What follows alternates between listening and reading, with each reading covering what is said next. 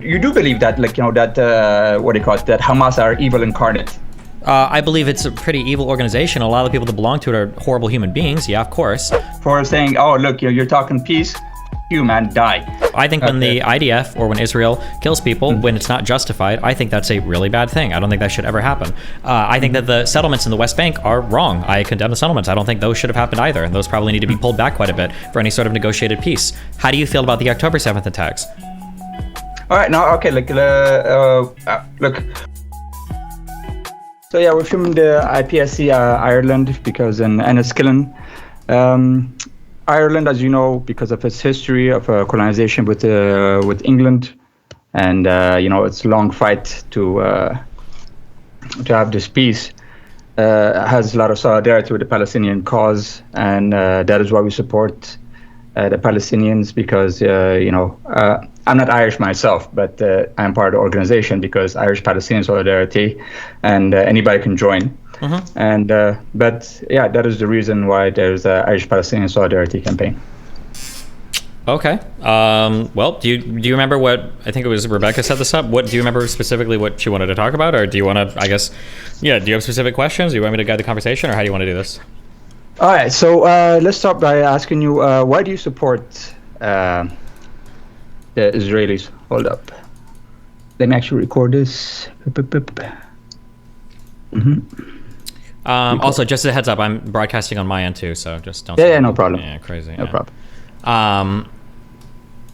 Recording. Okay. Why do I don't know if I would say broadly like I support the Israelis or in terms of like supporting a side. I would say that like I believe that a two-state solution is the only reasonable path forward. I don't support Hamas. I think that Hamas is a terrorist organization. I don't support anything they do. I don't support the settlements in the West Bank. I feel like it's a territorial expansionist policy that hampers the peace process for everybody. Yeah, I don't know. That's like broadly speaking, these are like my positions. I don't know where you want to start.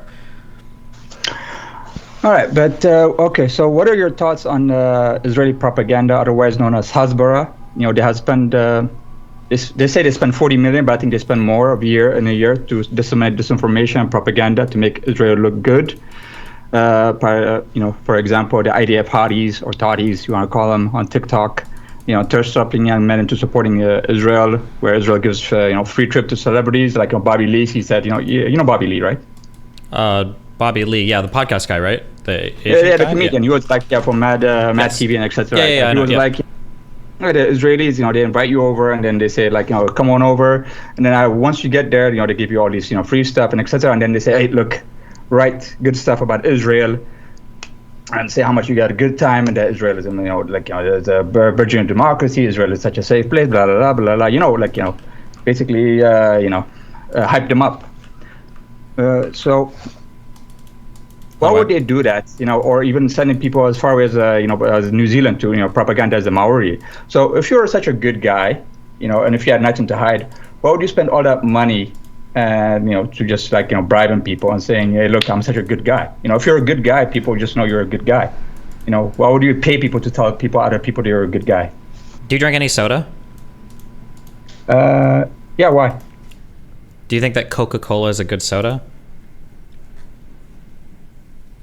I mean, it's not a bad soda. Why? Why do they spend any money advertising if everybody already knows about or likes or doesn't like Coca-Cola?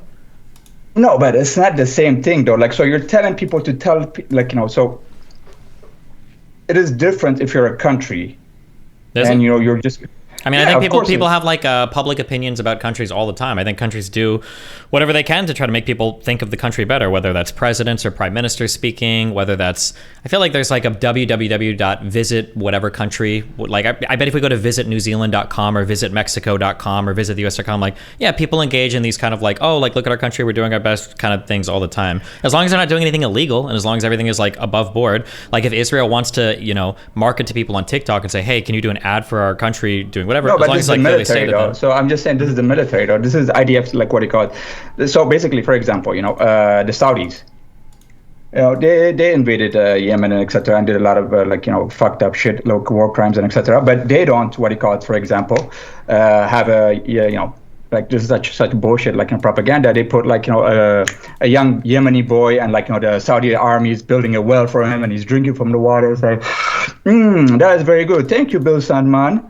But like, I mean, I've seen like videos of, I don't know, of IDF people. Yep. Excuse me about that.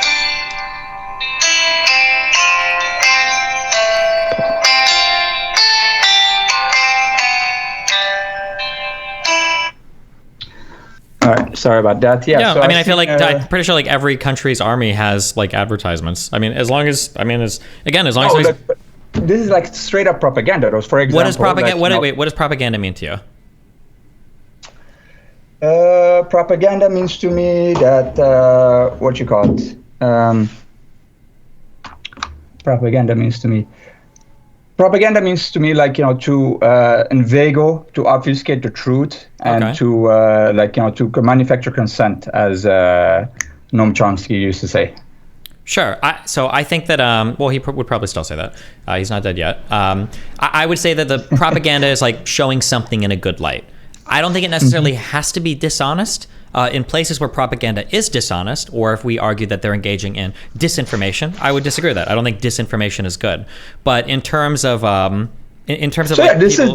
like you do think this is disinformation. So for example, okay, let me give you some disinformation. I would say so. Let me tell you what they did, and tell me if it's good, if it's propaganda, or if it's disinformation, what it is. For example, okay, so there's one of them was like a gay Israeli soldier in the middle of Gaza saying we are liberating you. So basically, it's showing the world that Israel is pro-LGBTQ and they're freeing the gays or something in Gaza. I don't know what it's showing, but it sounds idiotic. I mean, it looks idiotic to me, and it's straight up propaganda. And basically, so just gay guys showing gay Israeli soldiers showing the gay flag in Gaza. What do you think about that one? Yeah, I mean, like, it is what it is. They're trying to, I don't know, maybe Israel feels like they do better when it comes to human rights on LGBT issues, and they want to counter all of the people in the West saying we're gays for Gaza when they feel like their civil rights would probably be... But you don't think it's pinkwashing, though, if it's pinkwashing of like... Sure, we can call it pinkwashing, call it whatever you want. Yeah, if you're going to fight with me on the idea that like this is bad, I don't think I agree. People are going to advertise and try to showcase their particular fight, their particular struggle the best they can. The Palestinians do it, Hamas does it, Israel does it, the IDF does it. The United States does it, communists did it, capitalists did it. Yeah, everybody does this. I mean, as long as everything is legal and as long as people aren't blatantly lying about things, then I generally don't have a problem with it. But yeah, it wouldn't surprise me that Israel's trying to show their side in a good light with, civil rights propaganda or whatever compared to, an Islamist party. I don't think it's hard to do. So yeah, it wouldn't surprise me that they are doing that. But yeah, I'm not going to have any huge moral qualms with it. We can say that like it's unethical that anybody would be positively advertising themselves so much, but everybody around the world is doing it. You've got to compete with the other people that are advertising themselves, right? No, but I'm just saying you have to be genuine. If you're a genuine person, you don't have to lie to people. You like basically this. What I'm saying, this is a lie. This is disinformation. This is a lie. So like basically, if you're a good person to begin with, if you're a good moral country, that you wouldn't have to prostitute your female soldiers, have them pay them to shake their asses on TikTok and etc. Or so the decimation to inveigle, to obfuscate the decimation you have created, basically all the blown up stuff, take out, a gay soldier and put up the gay flags that were liberating the gays, even though after all the destruction that you caused. So, so it's pinkwashing the death and destruction you caused and trying to paint that as a positive light. So, you come in there, you destroy stuff, you fuck shit up. And you kill people, and then you come up and say, "Oh, look, I'm feeding a goat." Like I've seen one of them, I don't know, it was a baby goat or some animal. Anyway, it was some animal. It's like, "Oh, look how good our soldiers are." They're showing they're feeding a baby goat. They're so moral. So that it feels icky to me. So that's what I'm saying. So after all that, I understand that it can feel icky to you, but the United States Air Force is the largest Air Force in the world. The United States Air Force is. The U.S. Army Aviation Branch is number 2, and I'm pretty sure 4th is the United States Navy Air Forces. We have the top 4. We have the top 3. Of the top 4, 3 of those are U.S. Air Forces in terms of power. But the United States military will still pay people like Tom Cruise to make borderline propaganda movies like Top Gun 2. Just because an Air Force is good, like, do you think that people think the U.S. Air Force isn't strong? I don't buy the idea that just because you're advertising for something necessarily means that you are actually doing the opposite of what you're advertising. That betrays every single thing we possibly know about advertising. If Coke was so good, why would they have to advertise showing it's good? People would just drink it. If you're such a good person, why would you have to publicly state that you donated to a charity? People would just know you're a good person. If you're a good country, why would you have to publicly show your armed forces doing something good? They would just know. Like, that's just how any part of the world we understand works. I don't know why we would apply a totally different lens of analysis for advertising. For example, like if I invite you to my house or you invite me to your house, and then after we have a party and etc. You force me or you pay me money, like, to say, hey, look, tell people I'm a good guy, I do this, but instead of you do the opposite, what I see you like, doing some wrong stuff at the party. Well, yeah, but then the issue isn't the advertising, the issue is just the wrong stuff. We would just talk about the wrong stuff, right? We wouldn't say it's unethical for a politician to buy. Yeah, then let's just talk about that. Like, there's nothing wrong with a politician advertising, political ads to show how good they are. They should do that. But if they're doing something contrary to the political ads, then we just talk about that. Oh, well, you shouldn't be doing this, or this is a bad thing. But it has nothing to do with the propaganda part or the advertising. No, but you wouldn't do that much propaganda, though, if you're doing right to begin with, though. That's not true. There's a whole world that's invested in attacking the Israeli narrative. There's, 60-plus Muslim-majority countries that all make up part of the UN General Assembly. You've got people like Syria that are heading the UN Human Rights Watch. You've got all sorts of international orgs that are highly invested in showing a negative side of Israel. I think they've got plenty of reason to feel like they might need to push out more positive messaging from their side, especially when international support is so important how you deal with problems and mitigate issues in this region. Okay, well, all right, let me put on the other side as well. So if your enemy was so bad as well, why would you paint him as such a, as an evil monster as well? Like, so basically the other propaganda, the black propaganda I was talking about. Now, this is we're talking about the light propaganda before. Now this is the black propaganda against the Palestinians. For example, I think one of the hilarious one was Isaac Herzog. I don't know if you've seen this propaganda that, he showed a book of Mein Kampf in Arabic. And he was saying, our soldiers found this on a dead Hamas guy in a children's bedroom. Okay. Have you seen that video? Yeah, I've seen the picture. Why do you think that's so unbelievable? What do you mean? Okay, so no, because he's trying to portray like Hamas as Nazis, and because they're evil and like they have hatred against the Israelis because they're reading Mein Kampf. And Mein Kampf, I don't know if you read it, or I've read a little bit of it in college. But it's not just about like hating Jews, but like there's a big part of it. But it's basically a white supremacist book. I wouldn't think Hamas would be like an Islamic organization would be getting their ideology from that and getting the hatred from the Jews about that. They're getting their qualms or like the. I mean, we can think that there wouldn't be. I mean, maybe that might be the case. That might not be the case. The Grand Mufti of Jerusalem, Amin al-Husseini, I think in the 1920s, literally or it was in the 1930s, I think, had a face-to-face meeting with Hitler, and this guy was like the de facto leader of the Muslim community in mandatory Palestine. So I mean, even though he was the de facto leader of all these Arabs, he had no problem meeting with Hitler and talking to him. So the idea that Hamas, some 70, 80 years later, would have books of Mein Kampf, that's not like completely unbelievable to me. It might have been fake. If it was fake, then I condemn it, obviously.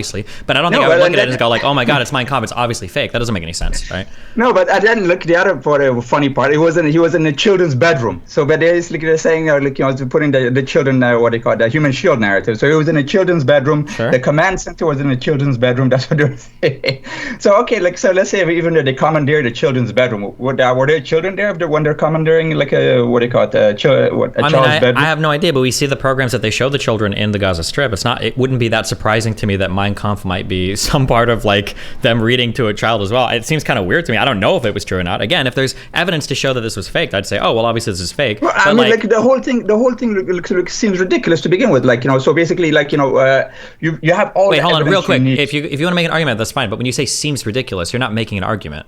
That's just like you think it seems ridiculous. It doesn't seem ridiculous at all to me. This is a group of people that broke into Israel using like 4 different means. Part of them coming in on like air gliders and decided to kill 1,200 people. None of that seems ridiculous that they might have a book relating to Mein Kampf, especially when Palestinians and leadership prior to the 48 war had an actual relationship with a leader guy who was meeting people like Goebbels and Hitler. That's not crazy to me at all, Okay, going back to Goebbels and Hitler and al-Mufti, this is another black propaganda as well. This is what tell me if you believe this or not. Because there's a history that proves this. That what's his name? Benjamin Netanyahu said that this is what he said. He like he recreated history he said that the reason that what he called that Hitler burned the Jews is because Al-Mufti. So basically, he was saying that he was making up the story that Hitler was talking to Al-Mufti, and Hitler was thinking, I want to kick out. He didn't want to burn the Jews first. Hitler. He didn't want to find a solution. Yeah, and it was Al-Mufti that told him that you should burn the Jews. Don't kick him out. And then they will come to Palestine, man. So you should burn them. So that's another black propaganda. So you like that, the people know about the I media. agree. To be clear, I agree that that's bad. It seems like everybody's like pretty invested in doing Hitler propaganda or Nazi propaganda. I don't agree with Netanyahu when he says that. I think it's pretty wild. But I mean, Abbas, the leader of the Palestinian Authority, literally has a PhD where he talks about the secret relationship between Nazism and Zionism. I mean, like he makes a bunch of insane historical Holocaust revisionist claims as well. So I mean. Yeah, but but we are inundated though with Israeli propaganda. We're not inundated with about what they call Palestinian. Well, it depends propaganda, on who you say by we are inundated. In the West, we probably get more Israeli propaganda. I kind of believe with that. In the Arab world, they probably get more anti-Israeli propaganda. No, I mean the whole world in general, because the Israelis have more money, have more what they call media moguls like Robert Maxwell. He's dead now. No, but why don't they just go spend all the money in Iran and get those people to like Israel, so they stop funding people to attack them so much? No, because they would see through their lies. I mean, because they're it is lies to begin with. So that so Iran is the only smart country in the world, and everybody else is wrong. Israel has enough money to buy the entire world off. Well, I mean, number one, they can't they can't propagandize in Iran to begin with. But even if they did propagandize in Iran, people would see through their bullshit. But they can propagandize to us. Well, do they propagandize to Saudi Arabia, to Egypt, to Jordan, to Bahrain, to the UAE? How are they able to propagandize in some of these Arab countries and not other ones? Iran is the only smart one, or? Well, to the propagandized was, I mean, I don't know if they're propagandizing, but I'm pretty sure there's a lot of bakshish. I don't know if you bribing going on. There's a lot of money going on because of the Americans and etc. Because these are both friends within the Saudis, the Emiratis and etc. And I'm pretty sure, this was the diplomatics work. This was a lot of bribing works that hey, look, you scratch my back, I scratch your backs, or, we can make this business deal, if you, So this was a lot of the things going on there, but it's not what they call propaganda, is because the native population in general, doesn't matter with, even with the Abraham Accords and the elites coming together and shaking hands, the native population of all other Arab countries are with the Palestinians. It doesn't matter what, the lies they put up. I mean, Saudi Arabia has a GDP twice that of Israel. I'm unconvinced that Israel is propagandizing Saudi Arabia to change their entire position. Do you think that it might be simpler? The simpler explanation might just be that maybe the Israeli narrative is a bit more truthful than the Arabic one? No, but I just told you that the lies though, that the Mufti, that it was the Palestinians' fault that the Jews were burnt in World War II. So, I mean, he's blaming, the final solution and the Holocaust on the Palestinians. That was Benjamin Netanyahu. Yep. So that is the black propaganda. So, that's what I'm trying to say. I agree with you, but you just gave an example of black propaganda that the Netanyahu doesn't spend money to convince other countries of that. That's just some stupid stuff that Netanyahu believes. I mean... Yeah, but they do a lot of black propaganda to convince their enemies. Everybody does black propaganda. Literally everybody in the world tries to demonize their enemies. Ukraine's done it to Russia. Russia's done it to Ukraine. They called for the denazification of the whole country. The United States did it to countries when we were trying to back people to go and fight against the Soviets. Israel and Palestine do it to each other. Everybody does this. I don't if you want to get into specific bad things people have done or specific lies people have told, I think it's worth fighting about that. But this idea that they spend money trying to convince people that they're good, or they spend money or resources trying to convince other people that their enemies are bad, this is the history of the entire world. Everybody does this all the time.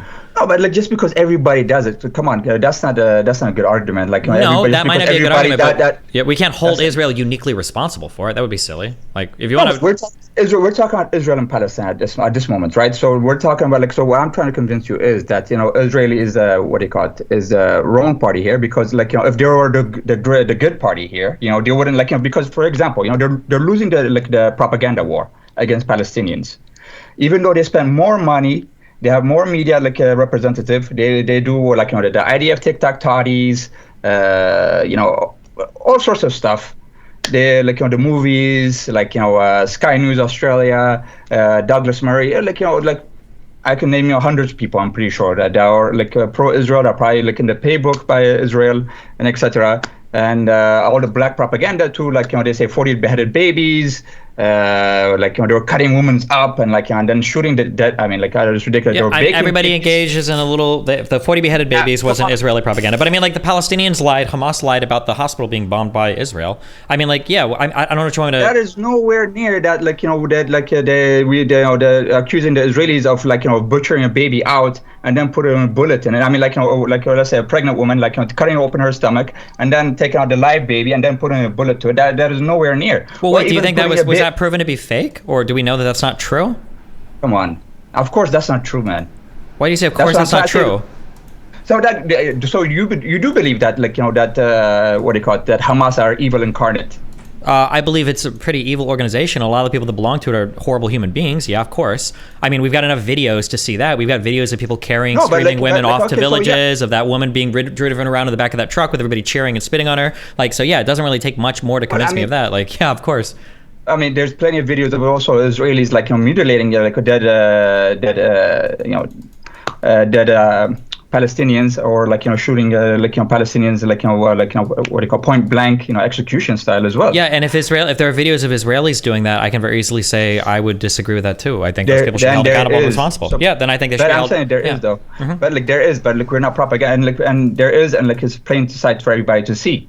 But on the other hand, though, they're portraying that irredeemable evil, these are Nazis. So that's what I'm trying to say. So Hamas as an organization is different than Israel as an organization. Hamas shouldn't exist. That entire organization should be torn asunder and cast into the past. There's no place for that in a modern world. I think Israel's government, being a democratic parliament, I think having responsiveness to public opinion and everything, I think is much better than the Islamist Sunni extremist party of Hamas. Of course, yeah, I would say that these two things one is significantly worse than the other and beyond redemption. Okay. All right. So, what do you call it? Okay. So you're criticizing because they're Muslim and Muslim extremists. Why don't you criticize Israel for the Zionism extremism? I'm not criticizing anybody for being Muslim extremists. I'm criticizing them for being Islamist. That they want to erect a theocratic Muslim regime. What do you think Israel is, man? What do you think Israel is? It is a theocratic, it is an ethno-nationalistic. Hold on, there's a lot of words. Ethno-nationalist, arguably, sure. Theocratic, absolutely not. It's a secular democracy. What is Zionism? Zionism is the idea that Jewish people ought to have a state. What is Judaism? Judaism is a religion, yes or no? Yes. Okay, it's tied with religion, exactly. So it is very religious based. Zionism is very religious based. It goes more ethnically because what do you call it? It's confusing, but anyway. But I'm sorry. What does theocratic mean to you? Let's get onto the same page here. Religiously or religious authority. Correct. In Israel, and I could be wrong. Maybe I missed this. In Israel, is there a Abraham figure that is anointed as the leader, or do they have elections where they elect people as part of parliament, and then parliament elects a prime minister? Which one is this? But it's but it's in its backbone though. Basically, that's just the front. There is a big, the whole thing is founded on Judaic principles. So the whole thing is we are here 3,000 years ago, Kingdom of Solomon, etc. That is all religious based. There's no historical proofs that Vladimir from Moscow, his family came from Israel or Tel Aviv or whatever, or from Jerusalem or whatever. That is all religious based. That's all Torah based. And the Holy Wall and etc. That is all Torah based. So that is what Zionism. That's why they came over there. That's fine. That was a great story, but theocratic. Exactly. So, but the government of Israel is a secular democracy. It is not a theocratic regime. But why would they all go over there if not for religious based on the Torah? They didn't go over there. The early Zionist movements were secular as well. Those weren't religiously based either. It's because Jews around the world felt persecuted based on their ethnic background, so they decided to all go to Israel because they thought they could live there and not be persecuted. Exactly. So those are the two crux of Zionism, ethnic and religious. So basically, they're secular, but they're also religious wise. That's fine. And a lot of the early people that came to the United States and founded the United States were Christian, and we swear on the Bible, but the United States is a secular democracy. We're not a theocratic regime any more than Israel is a theocratic regime. No, very, very wrong, man. That's why I think you have it very wrong on the Israeli situation, because you keep forgetting that how virilely, not virilely, I wouldn't want to say that word, but how much nationalistic and also theocratic they are, and also racist they are. These are not secular state Israel is nowhere secular state like America or any other European country. These are like, heavily what they call traumatized, number one, because of the World War II and what the Europeans put them through, which they retell that story like, to every young person that grows up, whether they come from European background, Ethiopian background, even though they are oppressed by white Israelis more, they tell them, oh, everybody's going to hate you, this is our history, we can get put in the, what they call the gas chamber again. You keep putting that, that argument that, Israel is not going to get destroyed again. Israel is not a weak state. It has no, this is not the time that, it found itself in 1948 and etc., that it can be destroyed. But no, the propaganda they are told in Israel, though, is like, hey, look, you remember what happened in World War II? Remember what happened in the death camps? Remember what happened this? People will hate you because you're Jewish. People are trying to kill you and etc. And they build that fire, and also there's other fires as well of what was any part of that, though, of any things you just said, were any of those things not true? Right now, are people trying to kill Jews just because they're Jewish? We're not talking about right now. We're talking about when Israel was founded in 48. Did that not come right after the Holocaust? I know, but reliving the traumas. No, but they're telling them that that this thing was going to happen again. After the first Arab-Israeli War in 48, after the second Arab-Israeli War in 56, after the third Arab-Israeli War in 67, every single time these happened, was there not a mass exodus of Jews from Arab-majority countries that were starting to run pogroms, that were starting to persecute Jewish people? Did this not happen? I don't know if where's the lie? I mean, if they're saying something that has happened, and they're saying, hey, we need at least one state, okay, Muslims have 100 of them, okay, we need at least one country where our people are safe because we feel like we're going to get fucking Holocausted again or something like that. Is that even necessarily wrong? Is that so crazy that somebody would say something like that? No, look, this is what I'm trying to say, Israel is right now. It's like somebody that's been traumatized, for example, somebody that's been raped or somebody that's been, mugged or etc. So, and they see rape everywhere. So, so basically they're saying, oh, look, this guy's going to rape me, that guy's going to rape me, just because, one very traumatic experience happened to me. And you're saying as well, and I'm saying as well, well, to be clear, it wasn't one traumatic experience. It was 4 different wars where Israel faced, the precipice of destruction at the end of every... Exactly. So, black people too, Jewish people are not the only ones. I'm pretty sure you've seen what happened, the new movie Killers of the Flower Moon, and what the white population in America did to the Native American population, and etc. So Jews are not the only ones. So basically, if a Jewish not a Jewish person, if a Native American person came see you and got frightened, you're going to, I don't know, stab him or anything like that after seeing that movie, I would say, you're overreacting, because Steve is not going to do that to you.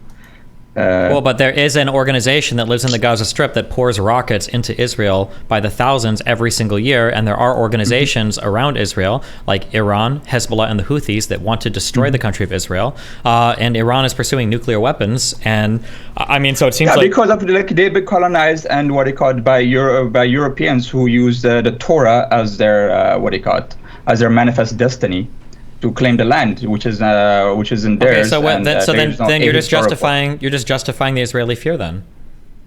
I'm not saying no, because you're saying that they're settlers, they're colonialists, and they want to be removed from that area. So now you're saying, oh, well, maybe they are right to be scared then, because people do want to remove them. Really, I'm trying to say that you're over exaggerating the fear, and so that is that is keeping them from doing peace. So they're saying if we do peace, that the people are going to kill us, just like what happened. The people are going to put us in the death camps. No, I don't think that's true. Peace, I think if people give peace, that's what people believe. That's not true. If people give peace to Israel, I think they generally accept peace. No, I don't think so, because you haven't seen the narrative. That's what I'm trying to say. Hold on, I literally have seen the narrative. In 1979, Israel pursued peace. I'm talking about the rhetoric that is going on right now. Yeah, but hold on. I'm not talking about the rhetoric of the quotes or the statements. I'm saying historically, in 79, Sadat was the same leader of Egypt that launched the surprise Yom Kippur War in 73. Israel signed peace with him. In 91, you had the Madrid Conference, and that led to a whole bunch of peace talks, one of which came to fruition in 1994. You had Jordan give peace to Israel. You've had the Abraham Accords, where other countries like Saudi Arabia is considering it, I believe Bahrain, I believe the UAE, these other people are signing peace treaties with Israel. So when people offer peace, it seems to be the case that Israel follows through with it. The Palestinians don't seem to be willing to do that yet. But historically, that's just the facts. I don't know, we can debate quotes or whatever, but it feels like the Palestinians... look, the West Bank, Yasser Arafat and the West Bank accepted peace. They recognized Israel. No, they recognized Israel. What do you mean? There was the Oslo Accord. They recognized Israel, and they gave up their fight. There is no longer PLO fighting force. They didn't What's the PLO fighting for? What PLO fighting force is there? Hold on. They didn't give up the fight because we literally had the second Intifada after Camp David 7 years after the initiation of the Oslo Accords. That wasn't PLO, man. That wasn't the PLO. Okay, you can first of all that there were plenty of different Palestinian organizations that took part in the second Intifada. Secondly, I'm just saying that to say that the Palestinians had given up the fight was clearly not true. No, the PLO. I'm talking about the PLO, one of the main resistance. I'm not talking about the PLO. I'm talking about the Palestinians. The second Intifada was incredibly bloody. There's over 1,000 Israelis killed, and even more on the Palestinian side killed, and even more Palestinian collaborators killed by Palestinians or suspected collaborators. So the idea that they'd given up the fight in '93 because they signed the Oslo Accords was just not true. No, but like Yasser Arafat and the PLO did. Yasser Arafat recognized Israel. The PLO gave up its armed military wing, and then they said, okay, what do you call it? But nothing happened though. Like the West Bank, they keep putting more settlers in there, and you see what the West Bank is right now. But I'm just saying, I understand, but I'm saying to say that Arafat gave up the fight doesn't even make sense. At this point in time, I don't even believe the Oslo Accords had anything to do with Arafat. At that point, it was Rabin, and I'm pretty sure I think it was Abbas was the one that negotiated that. No. Look, that was Arafat, my guy. That was Arafat, and then and the guy Yitzhak Rabin got murdered for signing a peace deal by his own people for saying, oh, look, you're talking peace, you man, die, and they got killed by his. So that's what I'm trying to say. Like, you're forgetting the extremist Israeli part, so the Zionistic part that don't want to negotiate peace. They are making songs like Charbu Darbu about killing, which is #1 rap song actually in Israel, making Charbu Darbu while killing even Dua Lipa and Mia Khalifa just because they support Palestinians and say we're gonna put a bullet in your head. So I mean it's ridiculous. So the vitriol that comes from these people, the extremist right wing of Zionism, you don't seem to criticize that. You seem to just criticize. I literally did criticize. I said I disagree with the settlements. I think the majority of those should be taken down. No, you don't. You seem to believe that Israelis are democratic state and secular state. Well, they are by definition, yes. No. By definition, no. But in reality, it's an apartheid state with a virile and disgusting, extreme right wing, ethno nationalistic, and somewhat theocratic state. Which is and you've seen Itamar Itamar Ben Gvir. He said if we sign a peace, if you're going to do a peace deal or a ceasefire, fuck you, we're going to dissolve the government. That's what the right wing said. And there's also you heard as well. Even the guys that work for us. What's that guy Stuart something? He was Barack Obama aide for the Middle East, a Jewish guy, probably also a Zionist. Come out 4,000 Israeli children. Yeah, I mean 4,000 Palestinian children. Oh, we should kill more, and keep going back and attacking the kebab guy over and over again, saying racist stuff to him. You seen that video, right? No, I haven't seen the YouTube video. What do you think is what do you think is the path forward to peace? I guess between these two countries. What do you think is the way forward?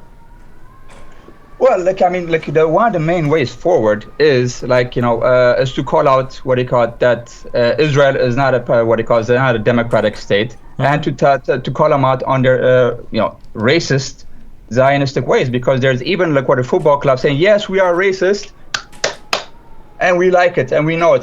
So you're talking about a very racist country that has nobody calls them out on it. People just calls out Hamas this, Hamas that.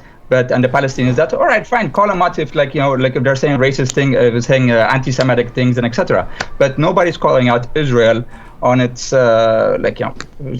discussing racist stuff they're talking about wiping out these people, Amalek, calling them Amalek, which is in the Torah, which is basically saying that you should kill every single. I mean that's what the Torah says. God tells the Israelites. Okay, I'm sorry. Let's in terms of negotiating a real lasting peace or solution. What is the way forward? I don't think just saying Israel is racist is the way forward. What is the solution? No, but you should call them out.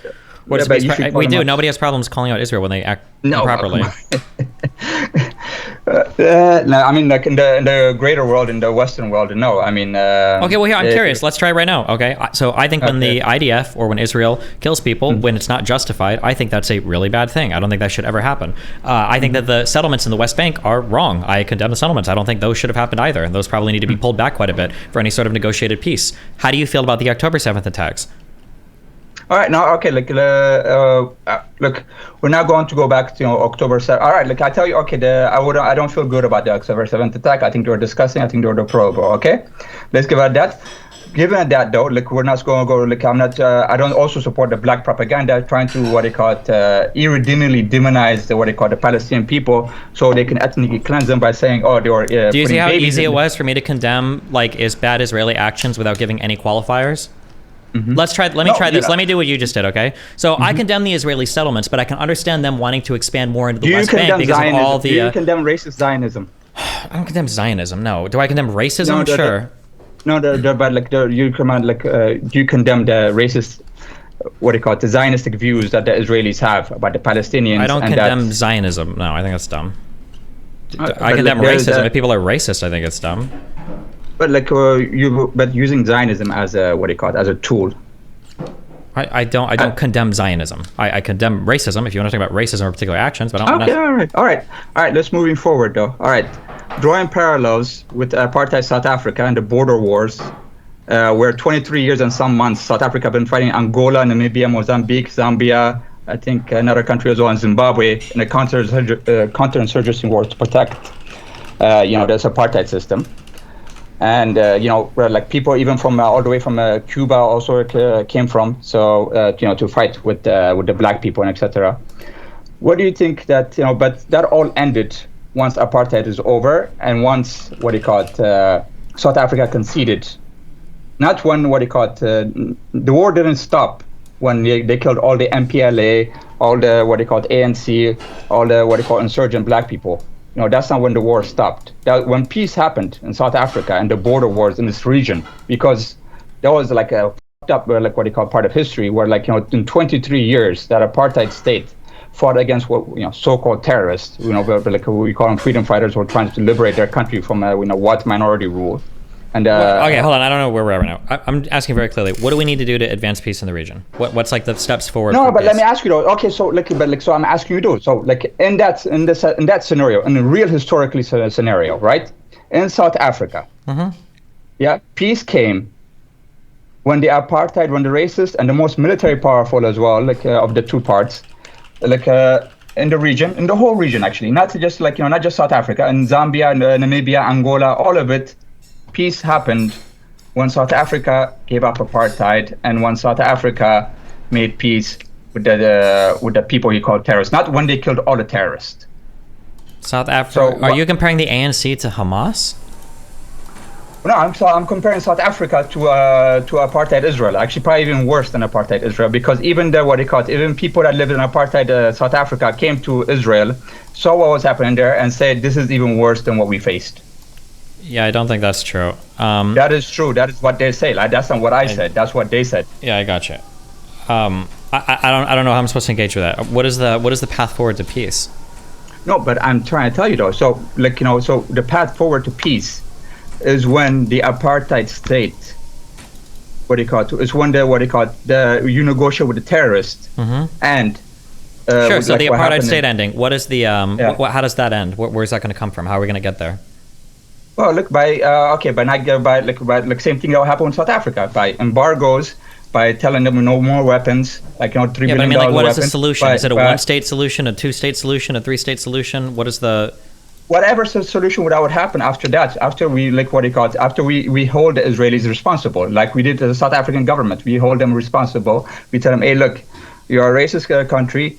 You're apartheidist. What you're doing is disgusting. We do that every year when the UN General Assembly passes another resolution. No, but the American government still keeps giving $3 billion and which is the most powerful country, the empire, and keep giving $3 billion to Israel every year. Keeps telling they're our best friends in the Middle East, our best buddies, and so that is not happening. Hell, even Germany's trying kicking out people just for criticizing Israel. So.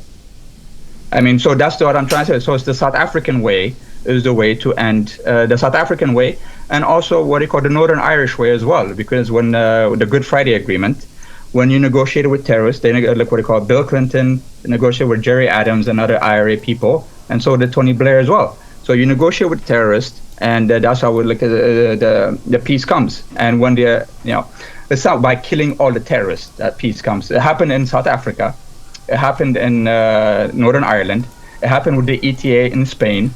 I And can't. So think I don't know all the comparisons that you're making because I just don't know the history of it. I don't think the comparison to the ANC in South Africa is good though. Do you know how many civilians the ANC killed, like in all of their decades of operation? And and South Africa didn't bomb like what they call its own population either, like they're doing right now in Palestine. Okay. So that's The what I'm trying to ANC say. killed It's like even worse. 70 people. It was like 70 civilians. Well, exactly, and I'm pretty sure and even though the South African apartheid government tortured people and threw people out of helicopters. Okay, I'm just I'm just saying though, like even though they did that, people say right now that Israel is even worse than South African apartheid state. So that's what I'm trying to say. So so one, you're saying, okay, Hamas is even worse than ANC, but I'm trying to say, like Israel is even worse than apartheid South Africa. Okay, I mean, I guess I disagree, but okay, but I'm trying to tell you though, so it happened many times in history, even with Colombia as well. Four things in history. I mean, 4 places in history. Okay, so South Africa, ETA in Spain, FARC in Colombia, and Northern Ireland problem. All negotiate with terrorists. All say, okay, we can, whatever, call it appeasement, whatever. Like you have grievances. The people have grievances.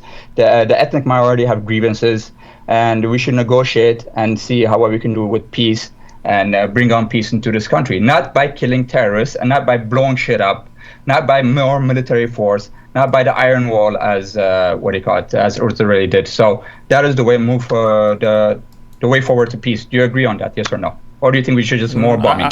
No, I think that the way forward to peace is probably the Palestinians coming to the table with hopefully Iran and trying to renegotiate a 2-state solution that involves Hamas being completely removed from power and, some sort of mutual agreement or recognition between Israel and the Palestinian states. I also think the terrorist attacks from Palestine need to stop too. What about the terrorist attacks of the settlers? Yeah, those also need to be stopped, and those people need to be held accountable when they do crimes as well. Yeah. Okay. And so basically, but you don't believe that Israel is the one to move forward and stop the apartheid, though? Israel won't move forward. There's no reason for him to. Not while the Gaza Strip is pouring rockets on Israel on a daily basis. Why, so you see, in history that it's when the apartheid state or when the majority government that is butchering the terrorists or the minorities. That's when they come and try to negotiate and see those people. Can you give me an example in history where a majority government has tried to negotiate with a minority terrorist entity that exists within its state that's being supplied or supported by several other states in the region for decades? Northern Ireland. Oh, South okay. Africa. So I don't know anything about Northern Ireland. So you can give me the history. Gaddafi was supporting the so IRA. How many were there other countries that were supporting Northern Ireland or the Republic of Ireland that were constantly trying to invade and take over Northern Ireland or the Republic of Ireland? Yeah, the Republic of Ireland. Yeah. And but who's invading? And right now, as it is right now. I'm not talking on that 1948, as it is right now. Okay. Nobody's trying to invade. Nobody has the guts or or the military power to invade. Did anybody try? I was asking. So there is no comparison historically to Israel, right? The no, Northern South Ireland Africa. Comparison. Okay, South Africa. Okay, I'm sorry. So tell me, I don't know much about South Africa or African history. Was Mozambique sending troops to South Africa to invade and take it over? Guerrillas. Yeah, guerrillas. I didn't ask for guerrillas. I said whole countries, not 100 fighters, not 200 fighters, but whole country militaries. These are the military fighters of that country. So they would send whatever they can to fight that country. These are the military fighters of that country. Okay, so there is no comparison in South Africa where all of the neighboring countries are trying to invade and destroy South Africa, was there? All of Africa was against South Africa, for crying out loud. All of Africa. All of Africa. Egypt. So Uganda's military was sailing south down the whatever the fuck Nile. No, they couldn't do that. But I'm just saying, though, all of them, whatever they could do with money-wise, with propaganda-wise, they were all against South Africa. I'm not talking money or it wasn't just money and propaganda that was against Israel. It was the armies of Egypt. It was the armies of Iraq and Lebanon and Syria and Jordan with support from... there was no army of Lebanon that invaded Israel. Let's forget about that anyway. But right now, right now it's Hezbollah, but it was the armies of Egypt, it was the armies of Jordan, it was the armies of Syria, and it was with support... Hezbollah is a terrorist organization either. Hezbollah is a terrorist organization, not an army. Hezbollah is a terrorist organization, not an army. Hold on. I'm saying historically, the countries of Egypt, Jordan, Syria, Iraq, Saudi Arabia all stood behind each other to invade and fight with Israel. Saudi Arabia didn't invade either. I didn't say invade. They also sent supplies and helps. Same as well, same in Africa as well. Same Let's just do this one, and then you got me. Okay, if I can think of it. Okay, in Israel, the armies, the ground armies and the air forces of Egypt, Jordan, and Syria, those countries attacked Israel, okay, with support from other countries. In the case of South Africa, was Botswana, Namibia, I think, right? Zimbabwe, Mozambique. Were there armies marching south to South Africa to invade? They didn't have armies, so like basically they didn't have armies to do that. Okay, so it wasn't comparable then. Okay, that's great. That's all I want to know. Okay. Either ways as well, like in the what do you call in the Israeli situation, it wasn't comfortable either because what do you call it? Israel was a modern military state at that time, even compared to those whatever, like I don't know, whatever few weapons or whatever they had. Sorry, like, few weapons. Egypt didn't have rifles. Jordan didn't have tanks. Syria didn't have planes. They were far more what you call technologically advanced than whatever backwards technology that the Egyptians or the Syrians have. It wasn't comparable. Backwards technology. They were getting weapons and armor from the Soviets. You say they had backwards arms. In '48, Israel was fighting with supplies that they'd smuggled in from Czechoslovakia. Last time I checked, Czechoslovakia wasn't being armed by the United States, were they? So I mean, the idea that like Israel, where's all the modern? Forget about it. Like no, look, the only reason Israel survived in those two wars, number one, is by the support of the West. And no, they did. Wait. What support did Israel have from the West in '48? What do you mean? Like, I'm pretty sure, they founded the states. Britain gave them the states, number one. And number two, I'm pretty sure they didn't. Hold on, Jewish people bought that. Zionists bought that land. They purchased it with their money. Britain didn't give them anything. In fact, Britain tried to curb the immigration, and they cut off all supplies. No, in 1948, they approved it. Like, you know, they what do you call? Whether it was France, every one of them signed it. They were pro-Jewish. And whenever the Arabs attacked as well, they give them weapons. And also. What you call it? I'm pretty sure they threatened the Arab countries as well, to stand down, or else they would attack and they would help out Israel as well. That is absolutely not true. If that was the case, then why were they able to invade and take so much land? Jordan invaded the West Bank, they conquered that. Egypt invaded Gaza Strip, they conquered that. Lebanon and Syria. Yeah, 6 days war, 6 days war. Everything ended in 6 days. Why did it end in 6 days? Because of political machinations, and also because they were losing as well. Israel has superior firepower. So Israel had super amazing firepower? I don't think Israel had super amazing firepower. I just think that the Arab armies were just not as good at conducting war.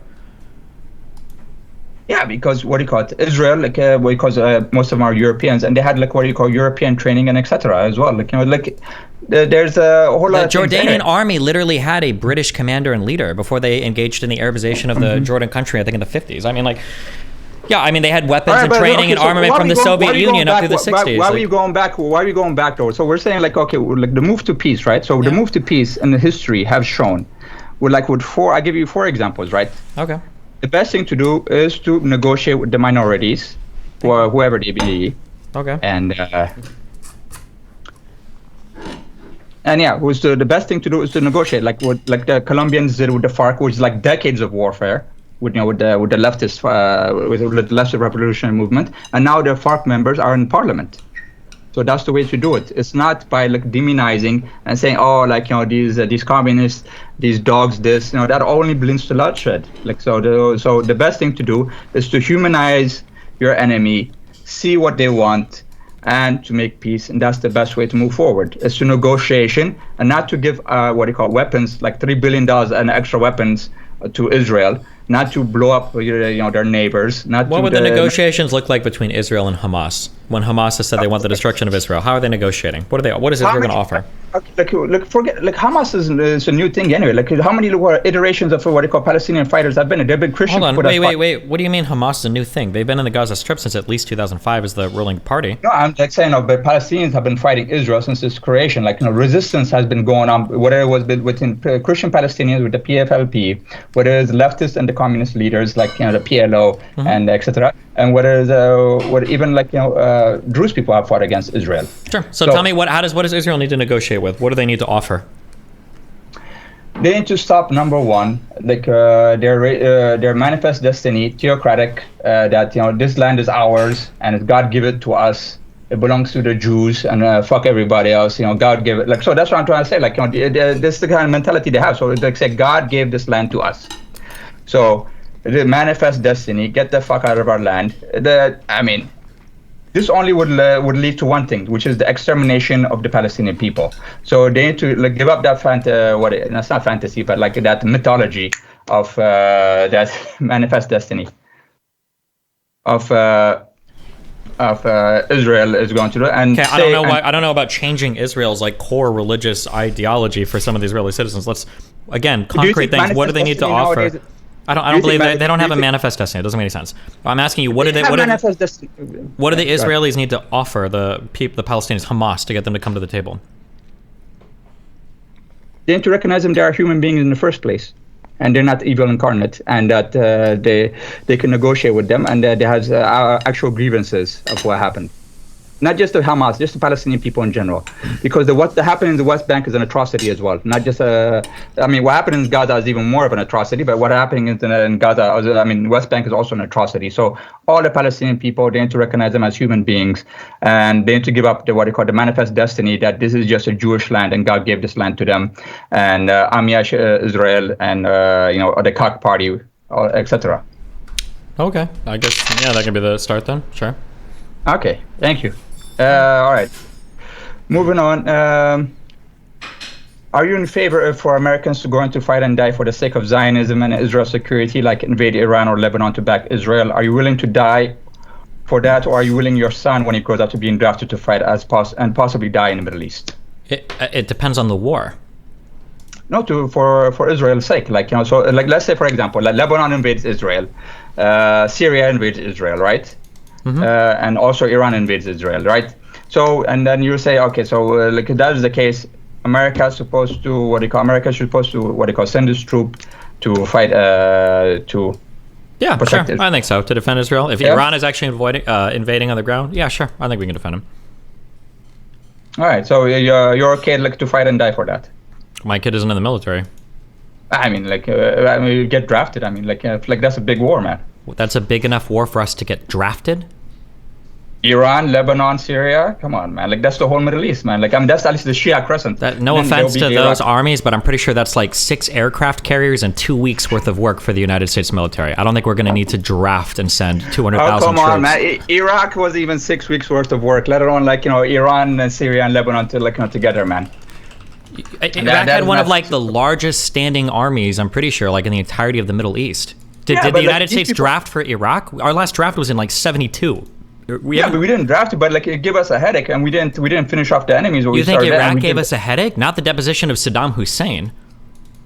Maybe not Saddam Hussein, but the Shia militias that came in there and that took over, and then ISIS that came over. That gave us a headache. Well, thankfully, we don't have to worry about that for Israel, because there's already a secular democracy in place that would stand there and maintain the country. Stop saying that about the secular democracy, but that's what you see them. But yeah, okay. Even in lieu of them invading, you're okay with us, doing a preemptive strike and don't invade Lebanon just to stop and then kick out and die fighting Israel, Hezbollah, to protect Israel. A preemptive strike? I'm not sure. There would need to be a lot of justification for that. Well, they're shooting rockets at Israel right now. Well, if they're shooting rockets at Israel, that doesn't really sound like a preemptive strike. That sounds like a reactive strike. Oh yeah, whatever is doing right now. Well, right now they're shooting it. So I think you think we should go in there in Lebanon and fight Hezbollah. My understanding is right now, the United States foreign policy, we don't really deploy stuff to fight on behalf of Israel like that, because it would anger probably a lot of people in the region. So generally, I wouldn't be in favor of deploying any U.S. military personnel down there unless something extreme was happening.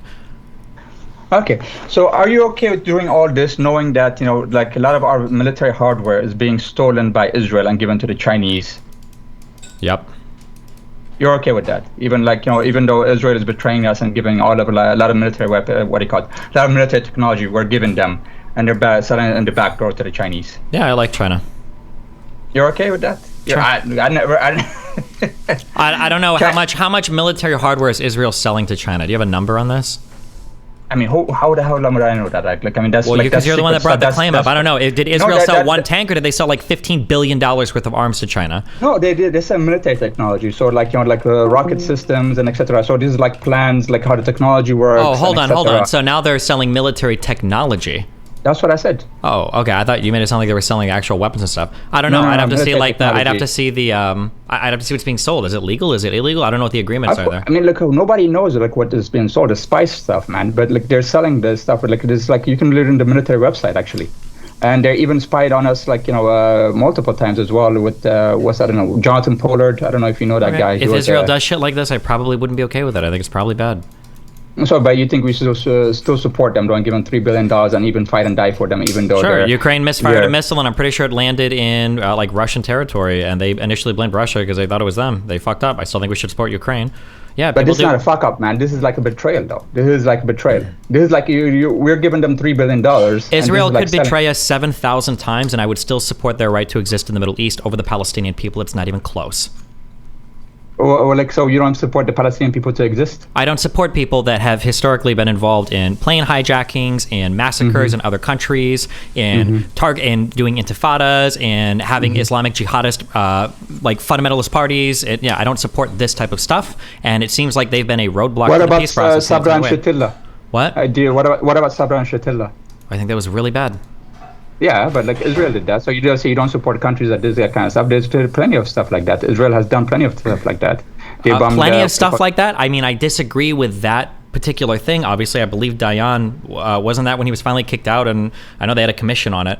I mean, yeah, obviously I disagree with that. I think it was horrible. Yeah, and they even assassinated, actually, I think it was probably the Israelis that assassinated the guy that went to the UN, the Lebanese guy, I think was Eli Hobeika. He was about to go to the UN. Oh, Sharon, not Dayan, sorry.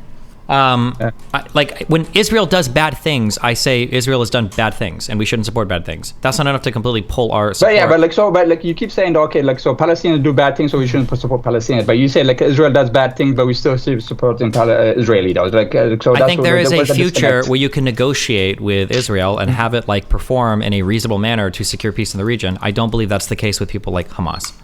No, but but once they betray you, though, I mean, at least you should take away the weapons, or try. Well, sure, then you sanction them or you punish them in some way. But just because somebody betrays you once doesn't mean that you completely and totally pull out of everything. That doesn't make any sense. But America hasn't done that, and you're not. You're still America hasn't done what? What do you mean? We spy on our allies. That was a big part of the Edward Snowden leak. The United States has betrayed allies and done unfortunate things to allies a whole bunch of times. What do you mean?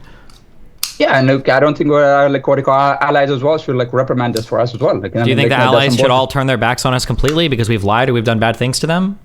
Yeah, for sure. Okay, I think people make mistakes, and you should obviously punish them accordingly for it, but it doesn't mean you totally pull support from them. Yeah, I think we have two different definitions about what mistake is. I don't think when I say mistake, I don't think they did it by accident. I mean, obviously they shouldn't do it. It was intentional. It was bad, but it was a mistake, and that they shouldn't be doing bad things to betray us. Obviously, so you punish them accordingly. Yeah, but But that's what I'm trying to say, though. You're not even saying we should punish them accordingly, and not at least support them in a fight. You don't want me to say punish them accordingly. You want to say pull all support so that the Islamist party can win. That's two different things. Okay, and another thing as well. The Islamist party is a new thing. Before that, most of the Middle East was secular, and the Palestinian resistance was secular as well. One of the first suicide bombers against Israel was a female Christian woman. I don't think it was a first female, but not first suicide bomber, but first female suicide bomber was a Christian woman from Syria. If historically the whole region was secular, why do they care so much about East Jerusalem? It's not because it was because these were foreign invaders. These are not. I'm asking you specifically, why do they care specifically about the territory of East Jerusalem? What's special about that to just nationalist people with no religious ties whatsoever to anything? Do you think Jamal Abdel Nasser, or what's Bashar al-Assad's father? I forgot his name. Well, whatever. Bashar al-Assad's father. Do you think those two people really give a fuck about East Jerusalem, or even George Habash of the PFLP? Nobody, those people didn't care that much. They cared about Jerusalem, of course, because they liked it, it has a historical meaning for historical? people. Yeah, historical, not just Islamic. Really? Not just Islamic. Yeah. Okay. For example, PFLP is Christian. George Habash and Wadi Haddad are both Christian. All right. So what does Al-Aqsa mean to those two Christian guys? Well, I don't know what it means to them, but if the organization is largely functioning as a Muslim majority organization, and if Al-Aqsa is considered literally the third holiest site for Muslims across the world, and if East Jerusalem has been a pain point in every single negotiation that has ever happened between the Palestinians and Israel, it's probably because it's more than just a cultural site, probably because it has some religious significance to them as well. No. Look, like German, like what do you call it? German leftist revolution, like the RAF, fought against Israel in that time. I don't care I don't care about minority parties or smaller entities that fought against Israel. I'm saying that there is obviously a religious or a socio-religious tie to East Jerusalem. That's pretty. I've never heard somebody deny this. Where I can't even believe you would. It's literally the third holiest site in Islam. It is literally Al-Aqsa Mosque. It's literally where Muhammad flew to heaven. It's pretty easy to just say, like, obviously it's got some religious significance, right? It's one of the reasons why. It's one of the reasons why Hamas calls for global jihad against Jews in Israel to take back the land. Hamas. Why do you go? Like you say Hamas. Okay, like where I kept talking about PFLP, PLO, and the other groups that fought, like I don't know, Syrian Socialist Nationalist Party. All those other people that fought against Israel, and even what they call Jabal Abdel Nasser and etc. They didn't see that as a religious what they call opportunity. They were Baathists and etc. Baathists are not religious, what they call Islamic religious. These people that were Arab nationalistic, and most of them were like as well secularists. When you say Baathists were not religious, my understanding is that, like, for instance, in Iraq, the Ba'athist Party was a secular party, but they were basically explicitly Sunni for the entirety of that organization. Is that not true? In Iraq, was not the Ba'athist Party, that was a secular party, essentially Sunni in nature? Wasn't that part of the big disagreements that the Saddam Hussein's government had with a lot of the Shia majority that existed in that country? Oh, no. I don't know about Iraq specifically, but that's not true everywhere, though. Okay. That's not true everywhere, but like Ba'athist is Arab national. Jamal Abdel Nasser was not what he called. He imprisoned a lot of Muslim Brotherhood members. So I mean, like, so basically, because they tried to kill him, right? Oh yeah, and like because they wanted an Islamic State. Because they tried to kill him. And because they wanted an Islamic State. Pretty sure it was the trying to kill him that probably triggered him more than the wanting an Islamic State. Well, I'm pretty. So you're saying, and it's what they call Christians are what they call it, even though PFLP, like what they call, is led by two Christian men, that they are like somewhat what they call undercover Muslims, or Syrian like Nationalist Socialist Party. The PFLP was never a majority member of the entirety of the PLO or the Palestinian resistance against Israel. So I don't really care. The founding members of the PFLP were a couple of Christian men. It doesn't really change anything that's going on. No, but like, it's an obvious diversion. Like the majority of Muslims, I don't even know why you would argue this point. Obviously, the majority of Muslims care about Al-Aqsa Mosque. It's a site of religious significance. Because I would argue this point because the Palestinian fight is not an Islamic fight. It's not even a Muslim fight or even an Arabic fight. It's a humanistic fight because of what they call it. Because we don't do that kind of shit anymore. We don't do colonization anymore. We don't what they call it, displace people anymore. We don't what they call it, abuse or what they call it, native people like that anymore. And that is the reason, and that is why also, like, the Red Japanese Army or like Red Army faction, etc., fought with the Palestinians in the 1960s and the 70s. Fought with the Palestinians. I'm pretty sure they weren't, like, 3 of them were involved in one airport bombing. I don't think that the Japanese Red Army was sending a significant amount of troops to help Palestine. No, but they were supporting them. They were like, of course, like because like come on, these are terrorist organizations, and like what do you call it? They didn't have that kind of firepower. But anyway, they were in solidarity with the Palestinian, and also what happened in the hostage situation in Entebbe, that was a lot of the Germans, so that was pretty significant. Okay, I don't know what part of this is supposed to convince me of anything. What are you trying to get me to change my mind on right now? That okay, so I'm trying, like, this is like the black propaganda that the Palestinians hate the Israelis, not because of what they did to them, not because of of their foreign colonizers and etc., but because they're Muslims, and as Muslims, Muslim is a bad religion, and Muslims are violent people. They read the Quran, and the Quran said this, and the Quran said that. Even though there are plenty of Christians, plenty of secularists, plenty of Christians that died fighting plenty of Druze as well that died fighting the Israelis, and etc.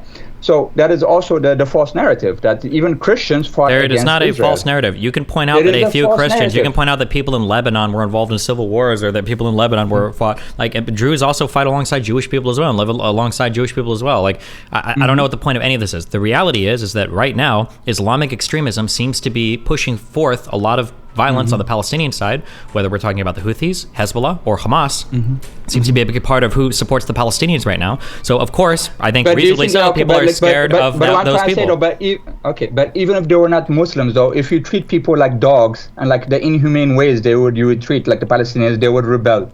They would maybe, but they wouldn't. I mean, but that it's still like to say that there's no part of it is Islamic extremism doesn't make any sense. Like when people blow themselves up as suicide bombers, they don't scream Allahu secular, right? Like I mean, obviously there's a religious element to it, right? All right, so you're ignoring all what I said. Like I said, the first female bomber was a 16-year-old. Why would I care about the very first female bomber?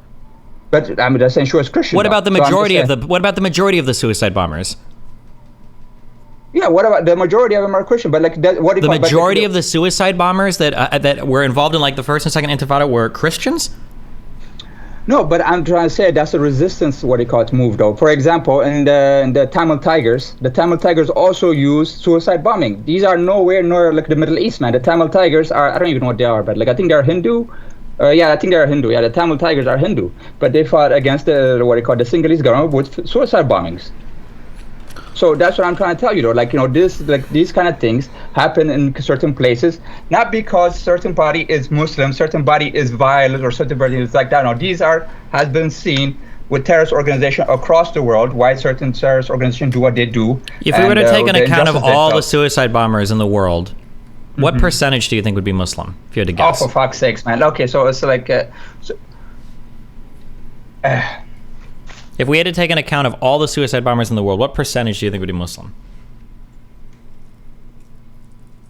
Yeah, because there's a lot of there's a lot of wars in the Islamic countries right now. What is your point, though? Well, I'm just asking. What do you think the percentage would be? I don't know. Like I can't say a percentage because I can't. I think it'd be more or less than 20%. More? Why not? Okay. Yeah, probably more or less than 50%. Probably more. I don't know. Okay. I don't know. Are you pointing out that the first suicide bomber was Christian? I don't even know if that's true. The first suicide bomber was Christian. Yes, like female Christian suicide bomber against the Israelis. Female Christian suicide bomber against Israel was a Christian woman. So my point is, though, this has been seen in resistance movement across the world. Like, it's not just an Islamic thing. It's like when you're all out of hope, when you're backed into the corner, when you're denied your humanity, and people are trying to crush your spirit, your identity, and etc. This is the extreme measures you take. So so that's what I'm trying to say. Maybe do you think if they stopped like suicide bombing and sending so many rockets into Israel, maybe stuff would change? West Bank, nobody's sending that kind of stuff. So has things have changed in West Bank? Well, what do you think is better right now, the West Bank or the Gaza Strip? Which one is currently blockaded or embargoed by Israel and doesn't allow supplies in and out of the country? Which one is harder to travel in and out of? Would you rather die a slow, suffocating death, or would you rather die as a man on your feet? I don't think there's much dying as a man when you go in and you kill a bunch of civilians. So I'm asking again, which place is doing better, the Gaza Strip or the West Bank? How many people have the Israelis have killed? I mean, saying though. But anyway, all right, we're not going to go to that. But anyway, So who's doing better right now, the Gaza Strip or the West Bank? The Gaza Strip is doing better. Oh, right. Well, I guess they should just keep fighting then. People like you are encouraging them to do it, and then I guess the West Bank can turn into the Gaza Strip, and they'll just. I'd rather they die fighting than then can be slowly erased like the Native Americans happened in. That's fine. Then they can keep dying, and they can leave more fatherless children, and they can leave more wives widowed for the fifth or sixth time. Is that like a pastime in the Gaza Strip? Is marrying your seventh husband that hasn't died to jihad? I mean, is it better to get erased like the Native Americans in this country though? Like in America, is it better to get them to the Native Americans? Is that okay to get slowly erased like the Native Americans, or slowly get erased like the Aborigines and I think they're like 1% of the population right now in Australia? Is that okay? I don't know if I would compare invasions and colonialization from 400 years ago to today. No, but they're doing it though. I mean, just saying though, they're still doing it though. That's why who's erasing the Palestinian population? The Palestinian population has grown by how much? Like it continues to grow. Is the population of Jewish people in the world is even above what it was before World War II yet? How am I supposed to know? Okay, the Israeli population, the Jewish population, hasn't even recovered since the Holocaust, and the Palestinian population continues to grow. So the idea that they're being slowly erased. I don't think that is true. I don't think that they haven't recovered since the Holocaust, man. Okay. But anyway. Point being said, just because they're not the Palestinians are putting up a resistance and they're fighting, They're not, but what they call it, slowly being like what they call. They're not like what they call it, letting the Israeli just totally erase them, and they're putting up a good fight. That doesn't mean that the Israelis are not trying. Because if the Israelis were trying, then Palestinians would be deleted. Like, it's pretty. No, they wouldn't. Like, I mean, look, for example, first of all, they can't what they call drop a nuclear bomb on their own. They don't need to drop a nuclear bomb. They could just do like indiscriminate bombing, just blow them all up. It's super easy. That's what they're doing right now. That's what they're doing right now. No, they're not. If they were doing it right now, there'd be 500,000 dead instead of 20,000 dead. I don't know what you call what they're doing right now, but it sure looks indiscriminate to me, because every ambulance trunk, everything is terrorist right now, because like they even killed their own people. Actually, what they call, didn't you hear this? Like recently, like they killed 3 Israeli hostages. Oh yeah. What do you think? What do you think was more densely populated? Do you think Dresden or the Gaza Strip was more densely populated? Are Palestinians Nazis that we compare them to what they call to Dresden? What's the point of view? Do you think everybody in Dresden was a Nazi? No, but like what do you call it? What was more densely populated, Tokyo or the Gaza Strip? Because these were indiscriminate bombings, and these are where you saw tens of thousands or 50,000 plus people killed in 1 to 2 days. So when you ask me, and these were inferior weapons than what we have today or what Israel's access to today. So when you say they're indiscriminately bombing them, and I compare it to any other actual indiscriminate bombing in the past, which I believe Dresden, I believe the firebombing of Tokyo, I believe some of these larger air bombing campaigns were indiscriminate bombing. That's literally what they were. They flew over cities, they dropped a fuck ton of bombs, and they killed tens and tens of thousands of people in far less densely populated areas. Seems weird to say that there is an indiscriminate bombing happening right now in the Gaza Strip. That's what it seems to me. That's what I would assume. Well, I don't know. We have to check that out. We have to check how much people died in Dresden in a month. How many people died in Tokyo fires? But at the end of the day, wait. What was your question? How many people died in Dresden in a month? Yeah. It wasn't 1 month. The Dresden bombings were 1 to 2 days, and the death toll for that was almost 25,000 in 2 days. Well, I mean, like, what do you call it? Maybe they're dropping more bombs. Okay, I don't know what do you call the logistics of, but either way, so you cannot compare Dresden and Tokyo, which are fighting the imperial Japan and Nazi Germany, which 2 world military powers. I never said we were there. I understand the world military. I was just pushing back your claim that there was indiscriminate bombing. Indiscriminate bombing doesn't seem to match very well. When you talk about the firebombing of Tokyo, over the totality of all the Tokyo bombings, it was like 130,000 people were killed. I think more than both atomic bombs combined. It's still fucked up. What are you talking about? It's still fucked up. In modern days, for example, those are not what do you call it? Like we're not fighting. They're not fighting Nazi Germany, or they're not fighting what do you call it, Imperial Tokyo. Exactly. But like, so to do that to people that they have like what do you call it, or like strangleholded for about like 70 something years, like it is fucked up. Like, to do that to people, like you've been strangleholding, you have starved, you have humiliated for all those years, to do that to them again and then say, like comparing them to Nazis and etc. I'm not comparing anybody to Nazis. I was just pushing back the claim that there was indiscriminate bombing. Not you, but I just said though, like that's what Israel does. Like they compare them to Nazi, they're comparing them to ISIS, they're comparing them to Amalek, which is like like all the evils you can think about. Okay. What else?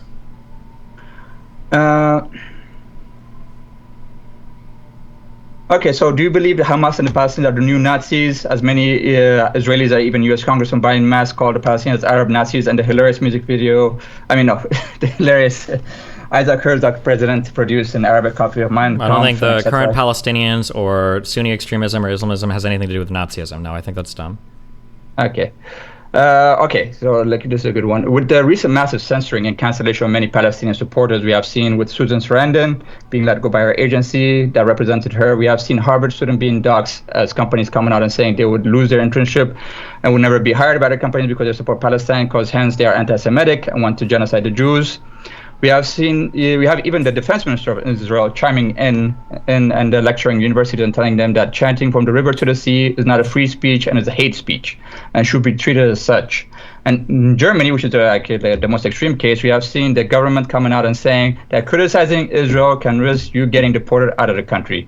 And in Congress, they have put a law that anti-Zionism is anti-Semitism. Do you agree with all these harsh methods, yes or no? And do you believe that people have the right to criticize Israel and Zionism without being called anti-Semites, lose their jobs, get deported out of the country, and etc.? In what, the United States? Any country, any Well, I Western can't country. speak for any country because I don't know every Come country's on, laws. we live in a Western democracy. Like, come on, we It live doesn't in a matter. Western democracy. You've got dramatically different freedom of speech laws depending on where you are. In the United States, I don't think you should ever be in trouble for that. No,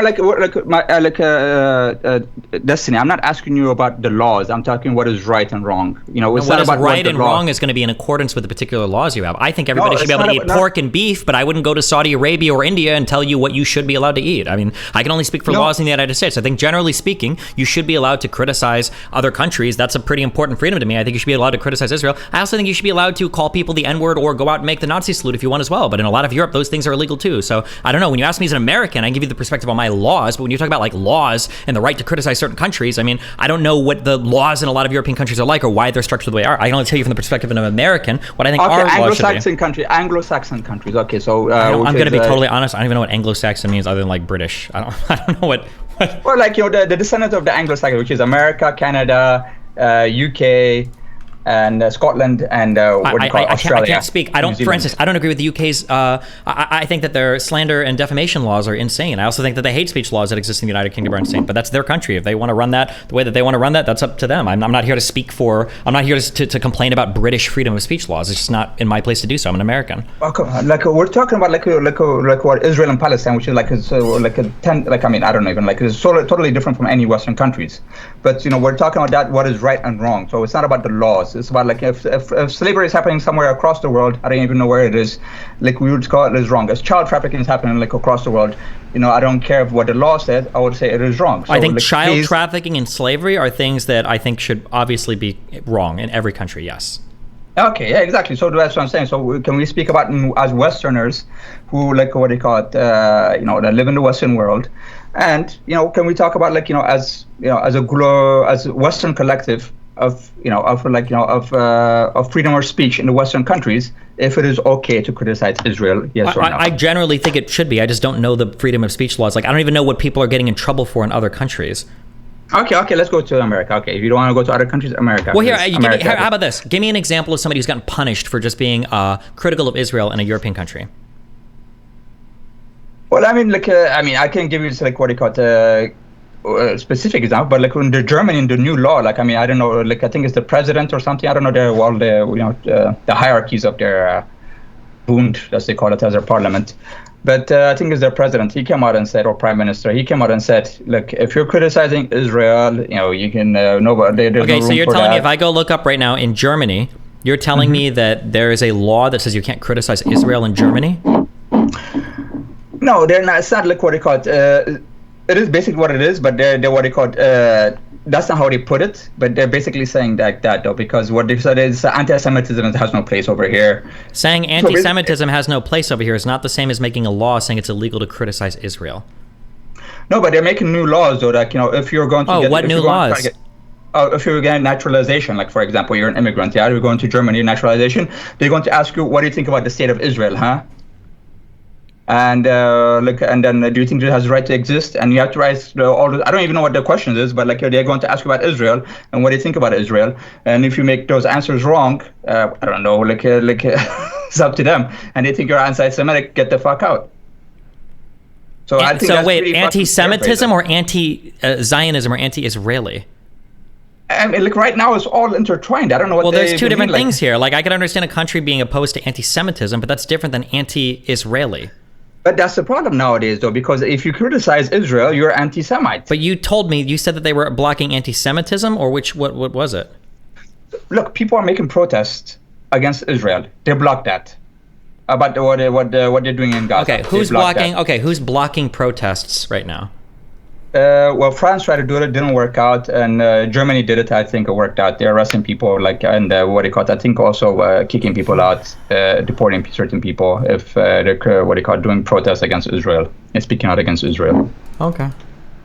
Or like saying, like, you know, like for example, like what is going on in X or Twitter, like, you know, it's like free Palestine. I don't think it's free Palestine. I think probably that even also considered anti-Semitic. But from the river to the sea is anti-Semitic. Decolonization is anti-Semitic. I don't know how that happened, but that's anti-Semitic as well. So if you reuse those words, get the fuck out of X. So like that's what I'm saying. That's how things have gone crazy. So so I can't even say what it is because because you can say certain things you don't think is anti-Semitic and say, hey, I don't think Itamar Ben Gvir, he's a Zionist extremist. Oh, anti-Semitism, get the fuck out of here. You think if you call Ben Gvir an extremist, you think you'll get kicked out of a country? I'm just giving you an example. I'm talking in Germany. They might say, look, in Germany, if you criticize Ben Gvir and call him an extremist, do you think you'd get kicked out of Germany? Who knows? I mean, they're so vague right now. You just said it. You gave it as an example. I don't know. The law is so vague. That's what I'm saying. So anything can be conflated as anti-Semitism nowadays. Like in the U.S. Congress, they say if you criticize Zionism, it's anti-Semitism. Okay. That's put into law right now. In U.S. Congress, that if you're anti-Zionism is anti-Semitism, but there's plenty of Jews who are not Zionists, but they say they put that in the law. They say anti-Zionism, anti-Semitism. Do you believe in that? That anti-Zionism is anti-Semitism? Not necessarily, but I mean they can cross over really easily. Sure, I don't think they should though. But do you think the students right now should be lose their jobs in the universities in Harvard and etc. We've seen all that. For the people that were supporting the October 7th attacks? Oh boy, they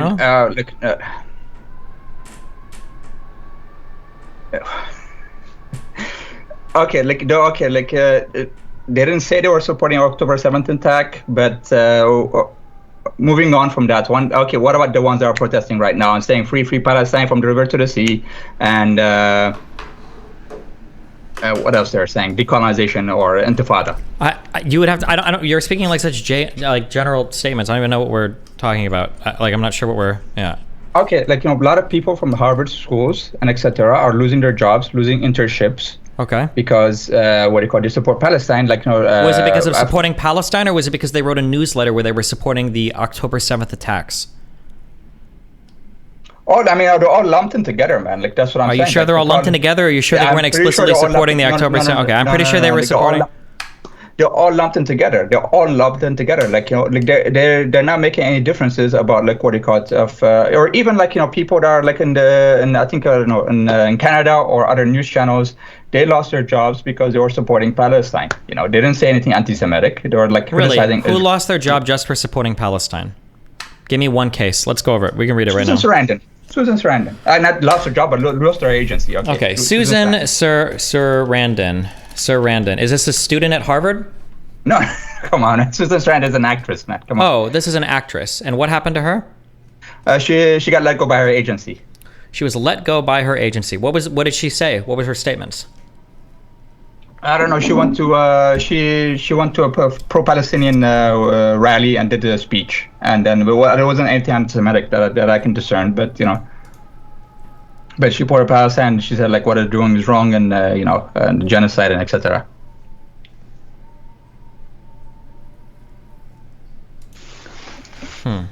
I'll go find. We'll see what she said.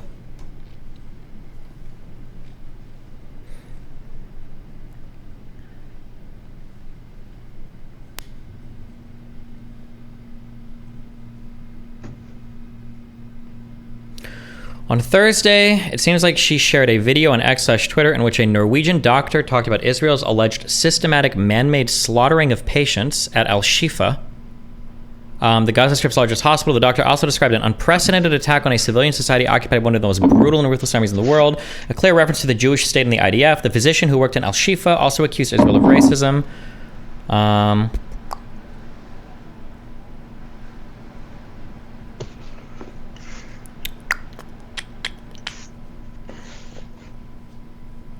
See, also previously showed on X information about how to boycott brands that have ties to Israel, posted the accusations that Israel lied about 40 beheaded babies to justify a genocide, and reposted a video of the chairman of the Jewish Network for Palestine saying it's not Jews versus Muslims, it's the oppressors versus the oppressed, and it started in 1948 when Israel was founded on violence and theft.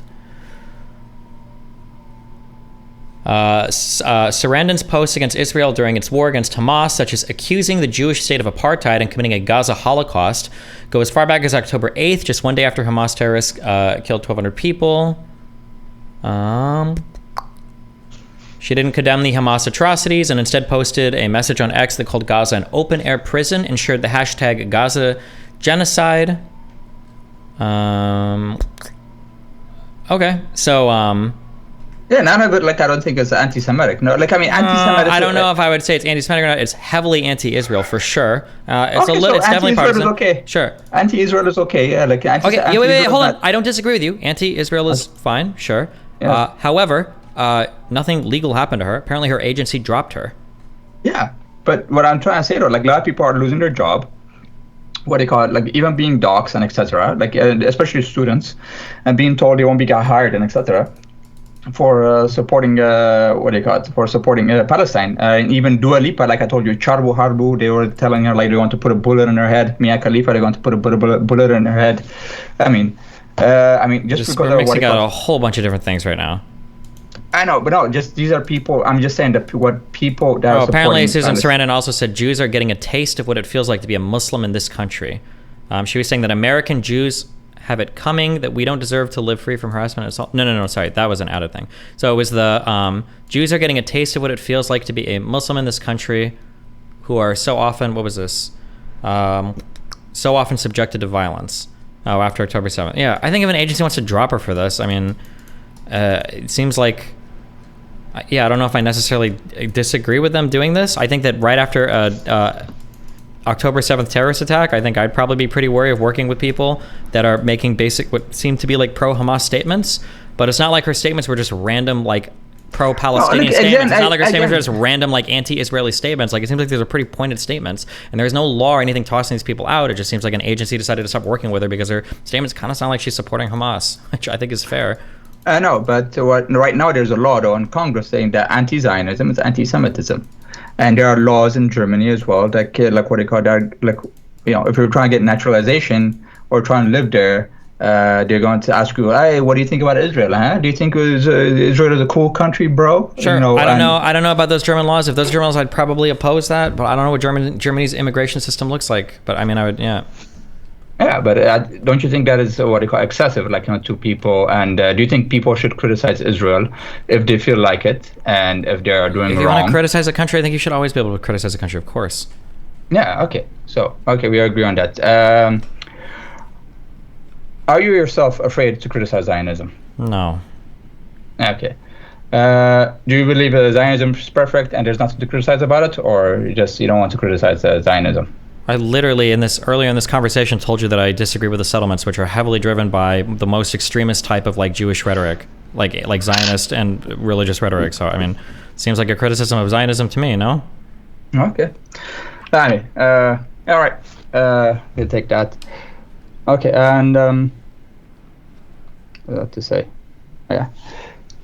So, do you think that United States is a good, what they call it? Is a good agent for peace in the Middle East, even though it supports because it's biased towards Israel? Yeah. You think? How so? The United States was involved in brokering talks between Israel and Egypt. I think it was a big part of why that first bilateral treaty was signed, which was probably what led the road for a lot of other peace between Israel and other countries bilaterally.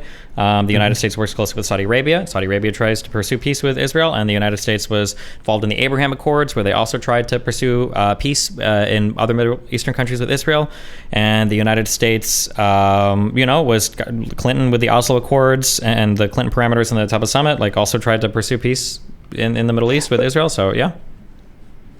But how can you say that though? Because Israel is the number one. What do you call it? America is the number one the arms dealer to Israel. So how come you're the arms dealer should be like the peace, the harbinger of peace? I don't know. We're probably the number one contributor to the fucking Egyptian military as well. No, probably. Yeah, exactly. Yeah. So how can you be like the harbinger of peace if you're also bombing places in the Middle East? And so, don't you think one of the crux of this problem as well is the United States, and that we need a new? Because probably without Israel having an army or military to defend itself, you would just have people like Hamas or Hezbollah marching in and murdering Jewish people. No, I'm talking about a new a new negotiator for peace. What is a new negotiator be? I don't think selling weapons or anybody has anything to do with negotiations for peace. No, because for example, let's say I'm Israel, and I'm getting money from I'm getting guns and money. From America, and you're Palestinian. So so how do you feel if I shot you with the guns that America has given to me, and then he's coming there and broken a peace deal? I don't know. I mean, they were shooting with guns given to them by the Soviets. I don't understand what the point of this is. They're shooting with military arms shipped in from Turkey and bought with cash from Qatar, and then trained by militants from the IRGC in Iran. I'm like, what do you want me to say? Yeah, so everybody has interest in this region. Like, what do you want me to say? Yeah, no. So that's exactly. So somebody that is outside of the region should be what they call it, an outsider, like what that has no interest and no biases. Who has absolutely no interest or no bias in the Middle East? Spain, maybe. Who knows?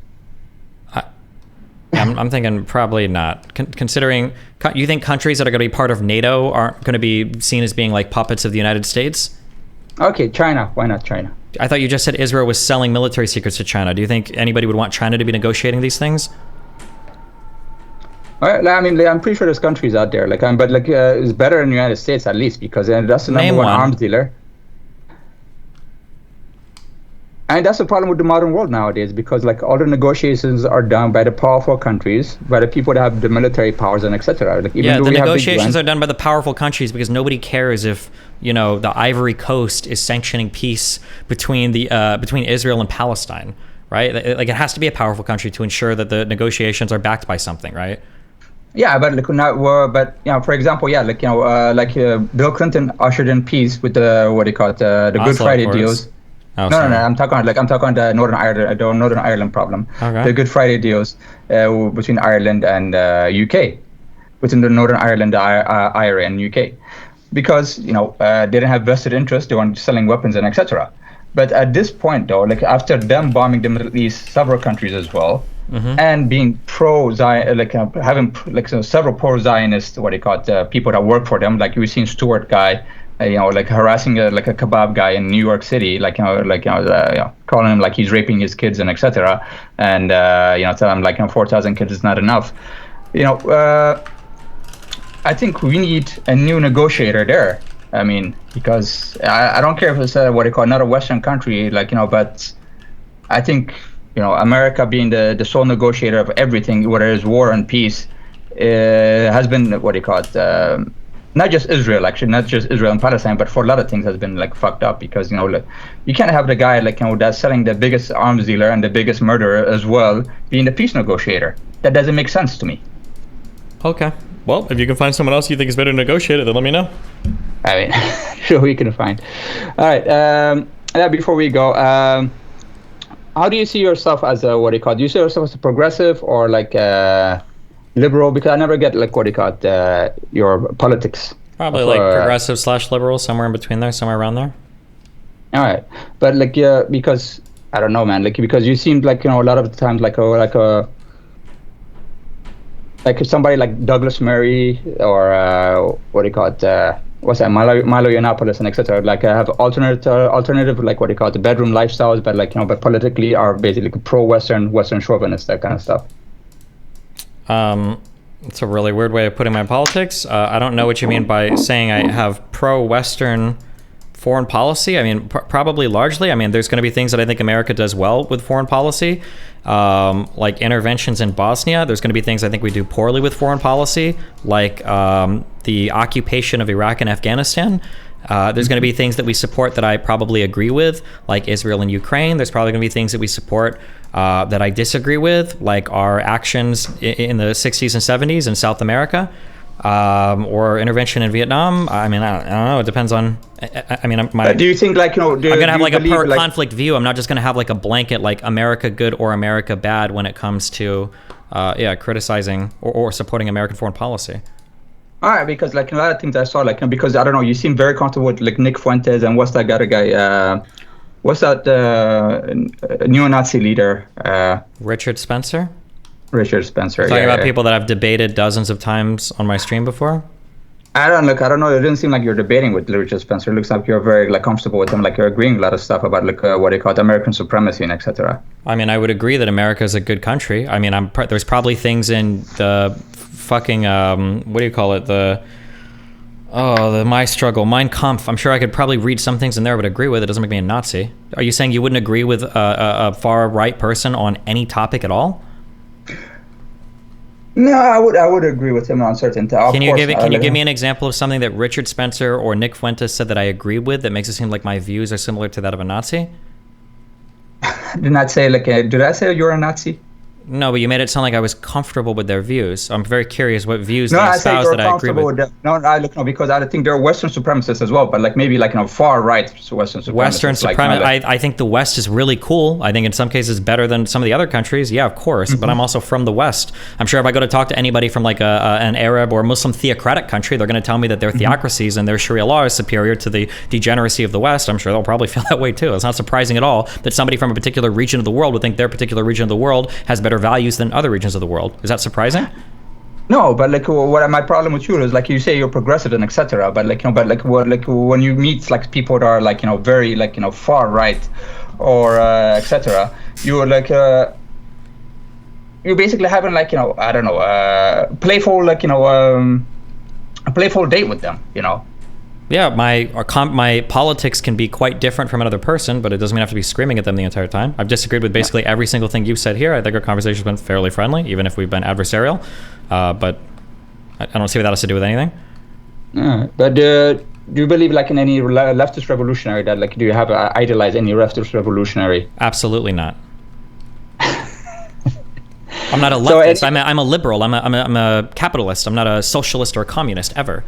Progressivism generally refers to a set of socio-political values, and I'm a liberal, so I generally believe in things like capitalism or liberalism, broadly speaking. I'm not a socialist or a communist any more than I would be a supporter of a Nazi or a fascist. But don't you think the progressivism, because the people that bought like progressivism are not the ones like what they call that kowtowed to the the far right elements and etc. But the people that like that stood like Martin Luther King and etc. That stood in front of the military machine or the system that brutalized people, and that is how we came to be at this moment right now. Like me and you can talk.